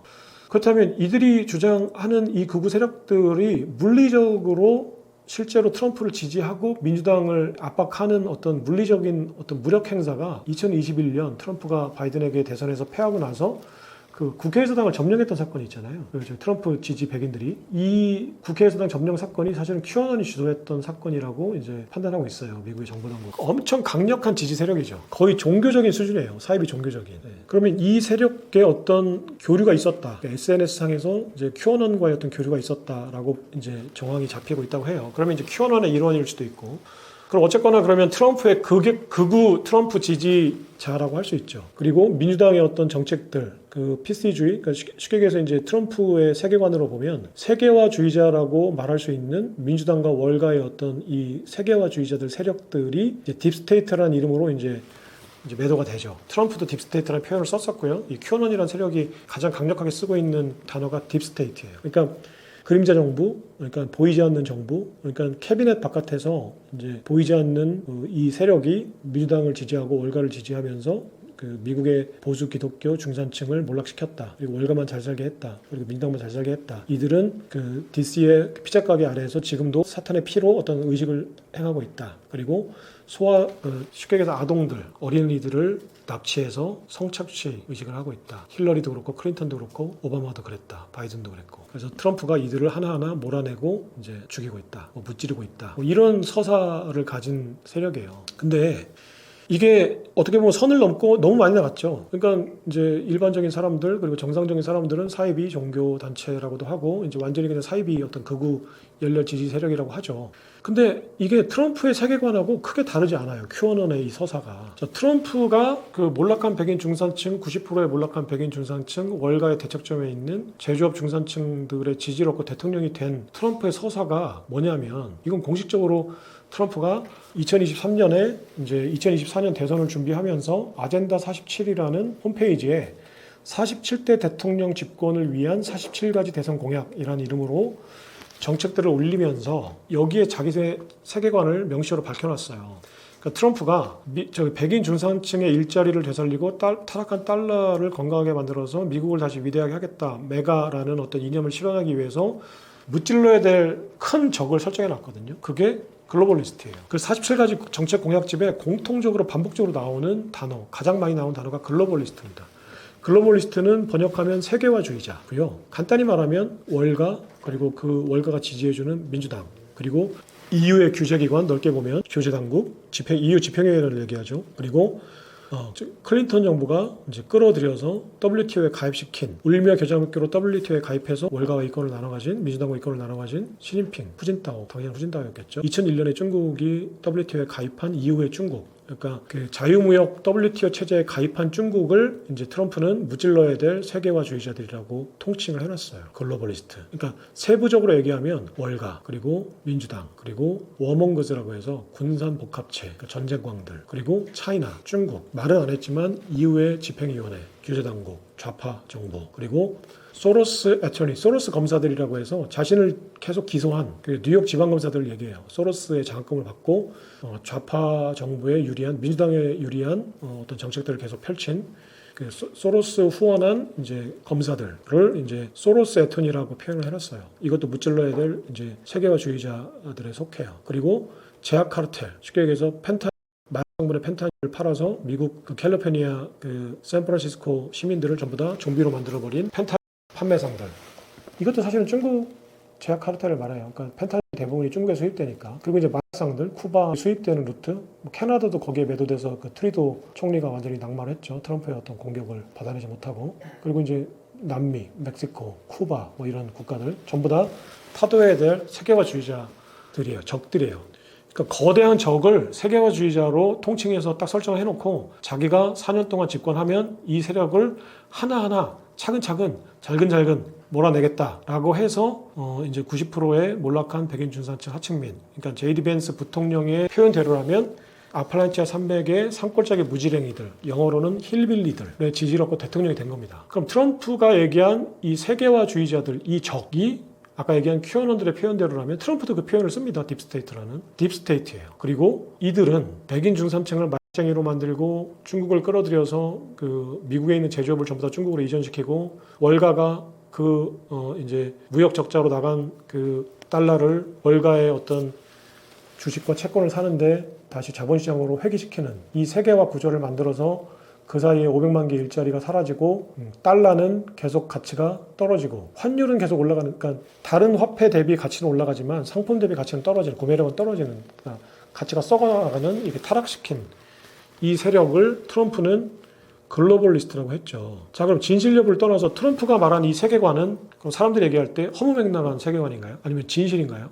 자, 민주당에서는 저거는 허무맹랑한 세계관이라고 할 거고, 공화당에서는 진실이라고 할 겁니다. 중국에서는 허무맹랑하다고 할 거고, 미국 중산층들은 진실이라고 할 거예요. 그럼 이건 진실인가요? 아니면은 그 트럼프가 집권을 하기 위해서 퍼뜨린 허구인가요? 그건 아무도 모르는 거죠. 공화당은 진실이라고 하고 트럼프는 진실이라고 할 거고, 민주당은 거짓이라고 할 거고, 허구라고 할 거고, 중국은 완전 새빨간 거짓말이라고 할 겁니다. 월가는 거짓말이라고 할 거예요. 트럼프가 집권하기 위해서 세운 선거 전략이라고 할 겁니다. 허구라고 할 거죠. 소설 쓴다고 할 거죠.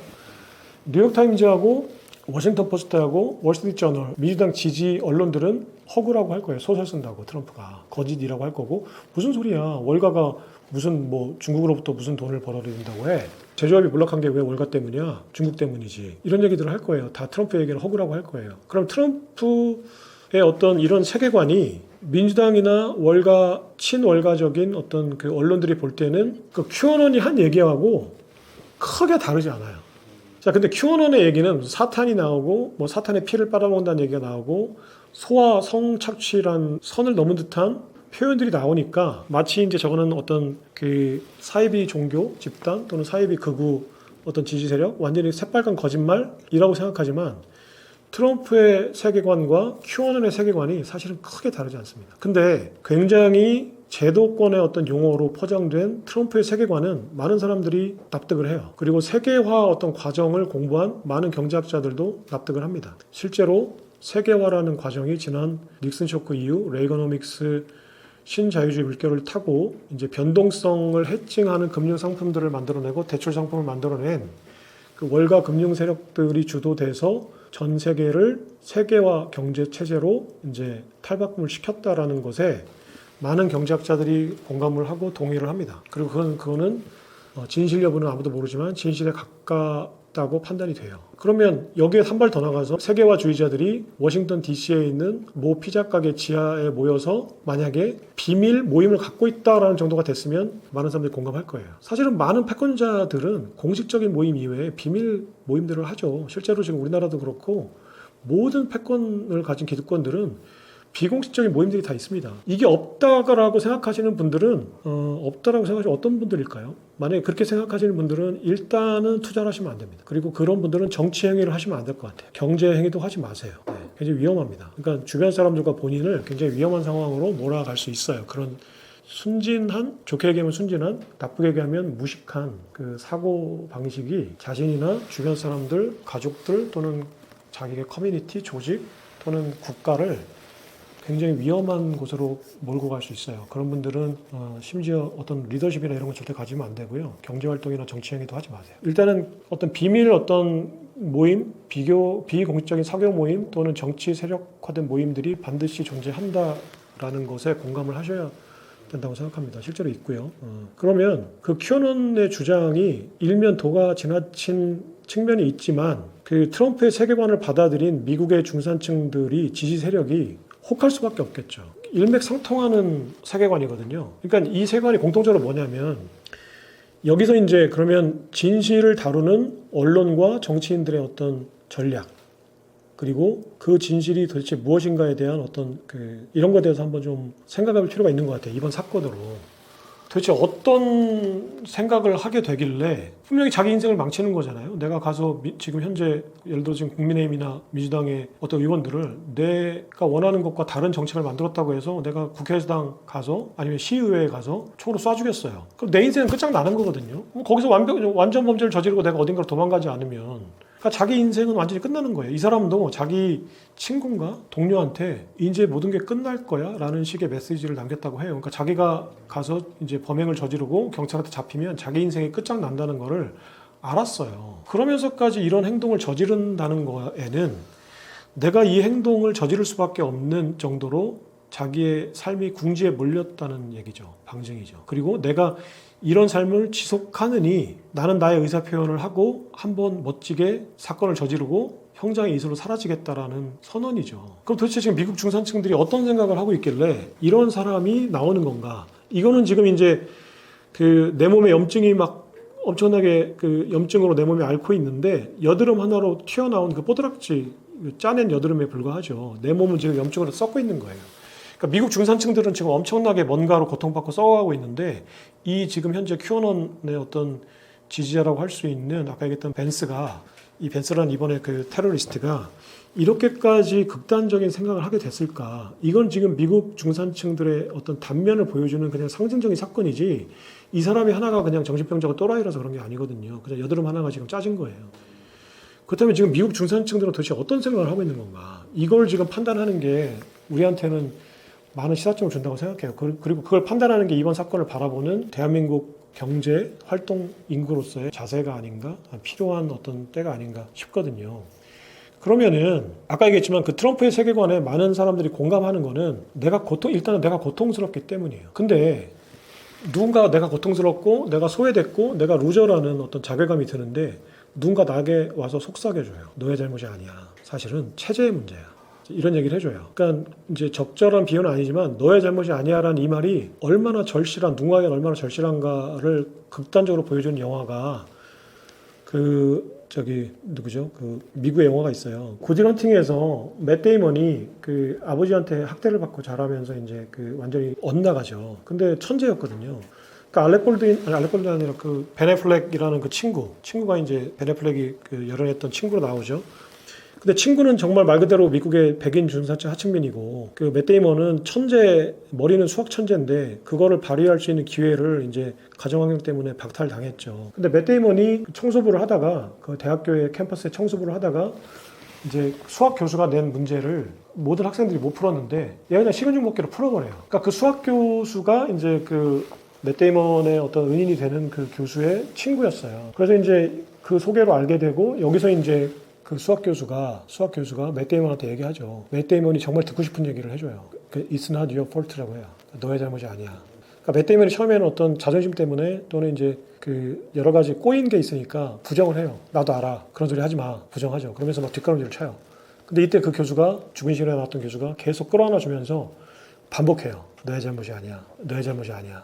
근데 이 말이 그 소외되고 루저로 살던 그 맷 데이먼이 정말 듣고 싶었던 얘기예요. 그러니까 여기서 이제 눈물을 막 쏟아내요. 그러면서 이제 여기서 마음을 고쳐먹고 이제 그 교수의 어떤 진심을 알게 되고 그 교수의 어떤 계속 그 이제 친구가 되는 진심 어린 그 우정으로 맷 데이먼이 이제 사회에 점점 적응해 나가는 이 과정을 그린 영화가 이제 아까 얘기했던 영화인데 그 몰락한 백인 중산층들이 가장 듣고 싶은 말이 너의 잘못이 아니야거든요. 근데 트럼프도 그걸 알고 큐어넌도 그걸 알았던 거예요. 그러니까 지금 몰락한 백인 중산층들에게 너의 잘못이 아니야. 세계화주의자 때문이야. 그들이 악마야. 그들이 세계를 잘못 만들었어. 미국을 몰락시켰어. 그래서 네가 지금 이렇게 살고 있는 거야. 너의 아버지 잘못이 아니야. 너의 아버지도 잘못이 없어. 너의 아버지가 철강에서 잘린 것도 아버지 잘못이 아니야. 아버지는 열심히 일했을 뿐이야. 근데 세계가 지금 이 모양 이 꼴이 된 거야. 그게 다 딥스테이트 때문이야. 민주당 때문이야. 세계화주의자 때문이야. 월가 때문이야. 라고 얘기해 주는 거예요. 눈물이 나죠.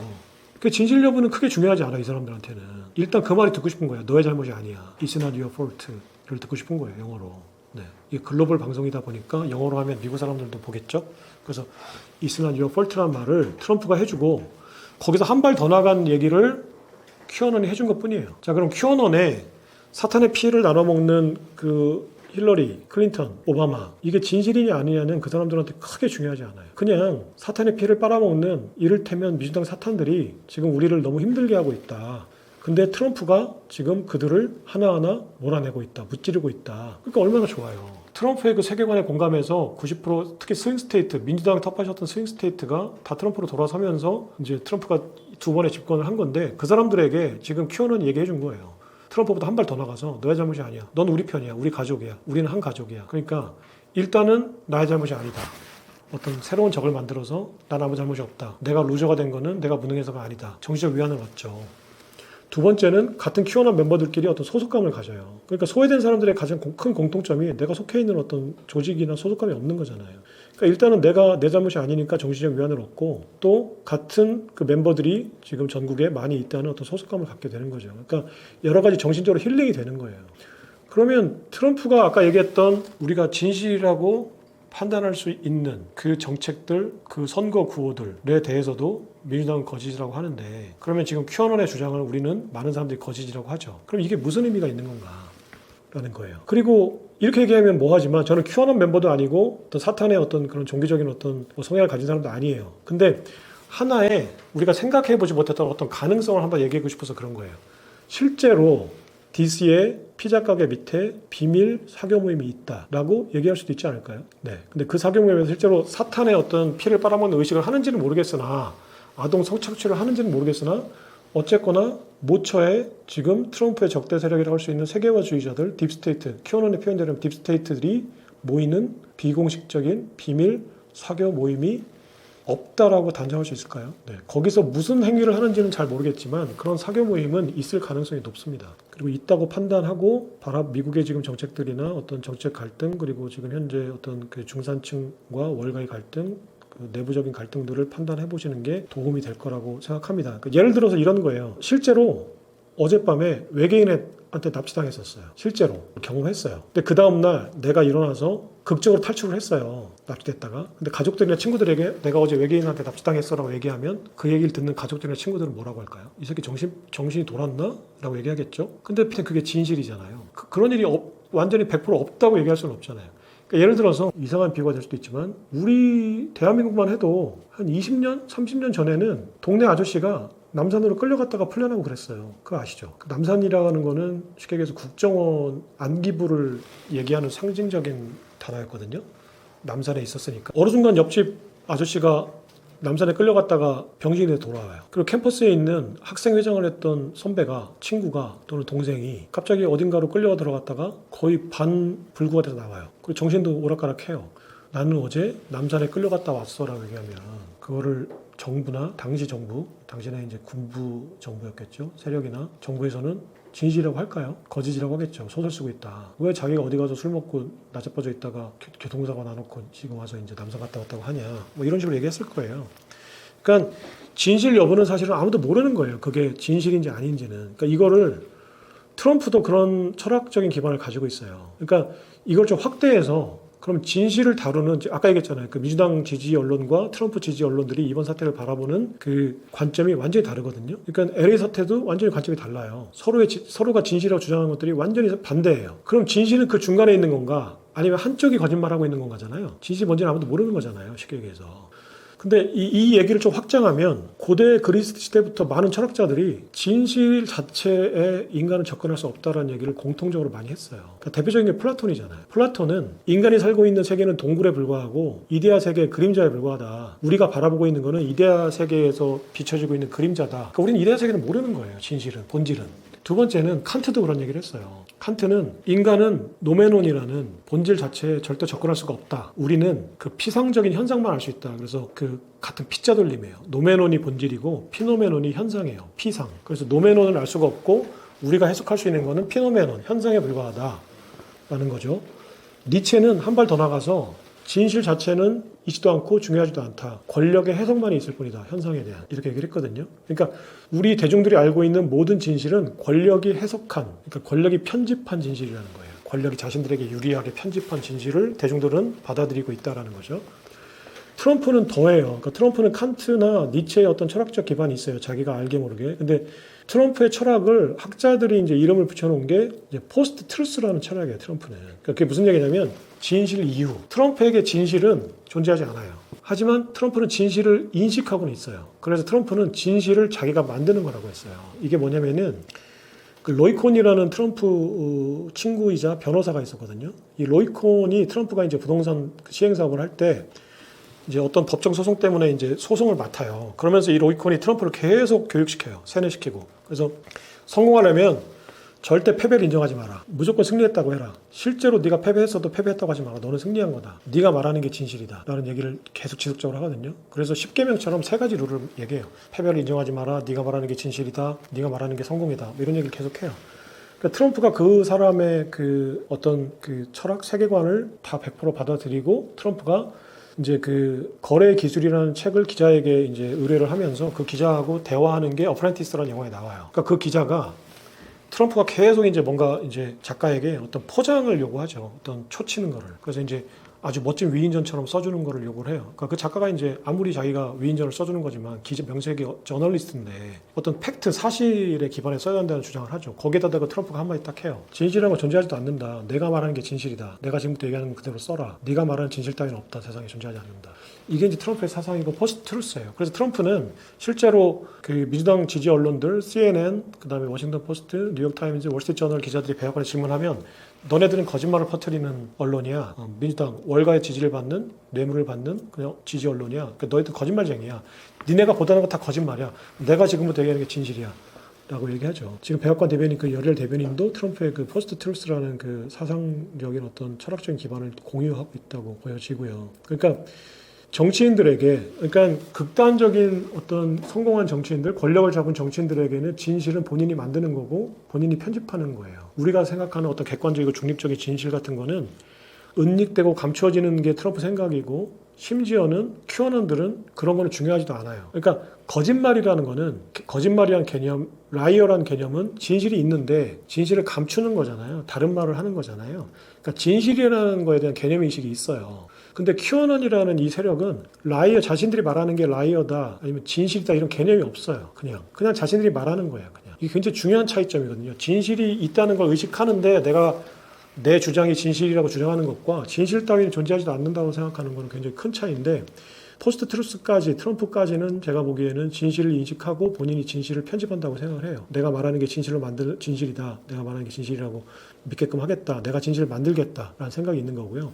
거기서 한 발 더 나간 극우 트럼프 지지자들 QAnon은 이 진실 따위 개념은 없는 거예요. 자신들이 말하는 게 그냥 현상이고 진실인 거죠. 그러니까 이것이 지금 이제 미국의 어떤 그 몰락한 중산층들의 고통을 치유해주는, 힐링해주는 어떤 트럼프의 세계관과 그리고 그 트럼프를 지지하는 QAnon이라는 어떤 극렬, 이제 우리가 이제 사이비라고 얘기하는 극렬 지지층들의 세계관이에요. 그리고 이 세계관이 미국 중산층들에게 받아들여지고 있는 거는 그것이 진실 여부의 어떤 문제가 아니라 그것이 자신들에게 위안을 준다는 그 사실 그 자체예요. 정치인들은 진실이 아니라 그런 세력들이 존재한다는 그 사실 그 자체에 집중을 했던 거고 트럼프는 그거를 공략해서 지금 집권을 하고 있는 거죠. 그러니까 이런 식으로 해석을 하는 것들이 지금 미국과 트럼프와 그리고 극우 지지층들의 어떤 세계관을 이해하는 거라고 생각합니다.